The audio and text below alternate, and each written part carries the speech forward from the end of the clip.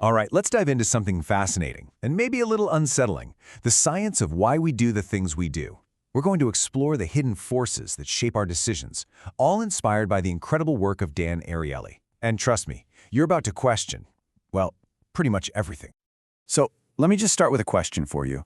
Think about the choices you've made today. That coffee you bought, the project you decided to work on first, even the video you clicked on just now.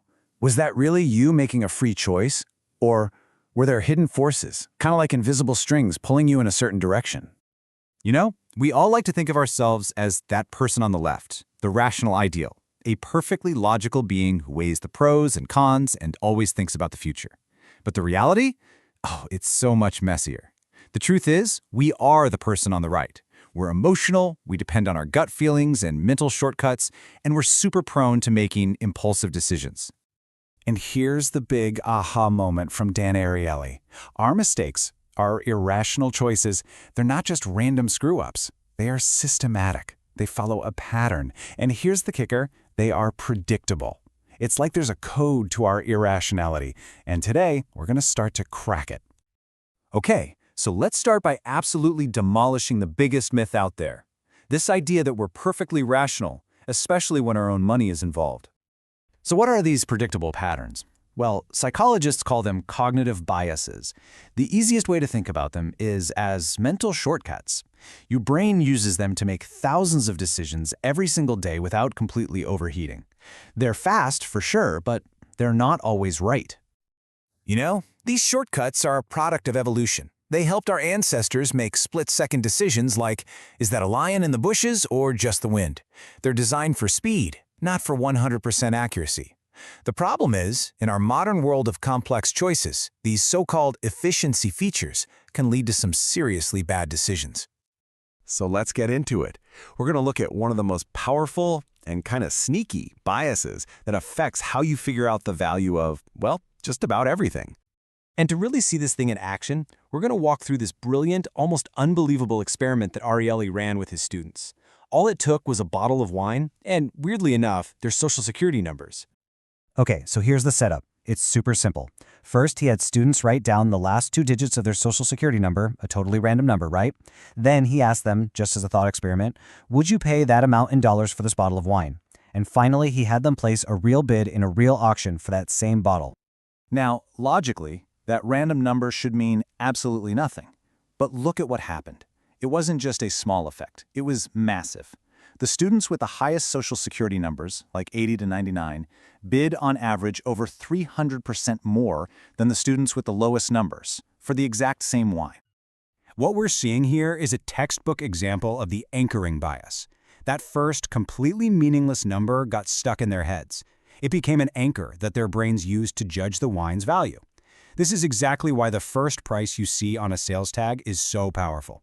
It sets the stage for the entire negotiation inside your head. But our irrationality with numbers doesn't stop there. Oh no, it gets even weirder when our brain encounters one of the most powerful words in the entire English language, free. Check this out.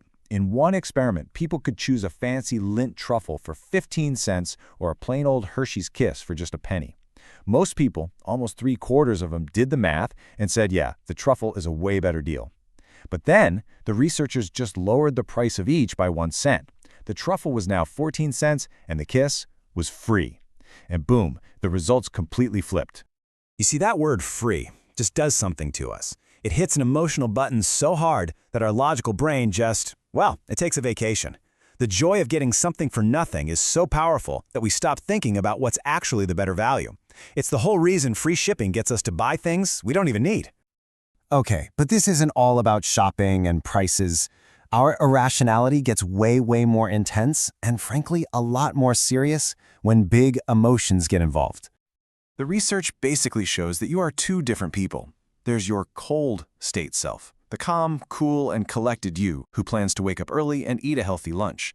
And then there's your hot state self, the emotional, impulsive you who hits the snooze button and orders a pizza. And here's the scary part. Your calm self is a terrible judge of what your emotional self will do. In one pretty intense study, male students were asked about their moral and sexual boundaries, first when they were calm. Then they were asked again while they were sexually aroused. The difference was night and day. In that hot state, they were suddenly way more likely to consider morally questionable behavior and way less likely to insist on safe practices. And listen, this isn't just about sexual arousal. This applies to any strong emotion. Think about the last time you were really angry, or hangry, or even just super excited. In those moments, we become a different person. The careful, rational plans we made when we were calm, they can just go straight out the window. We are basically blind to the power of our own passions.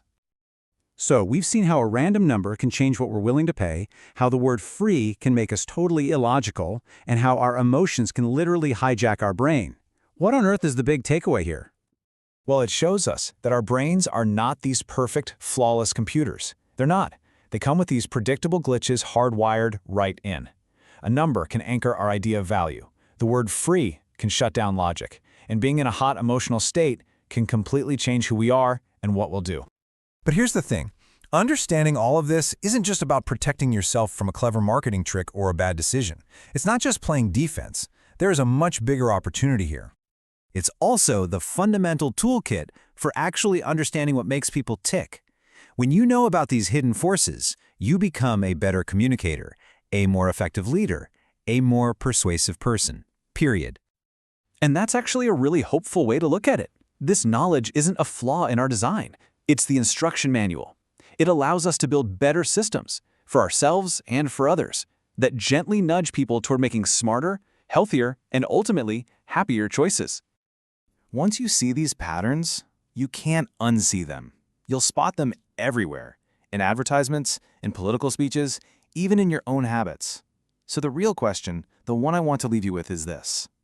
Now that you have a peek at the code, how are you going to use it?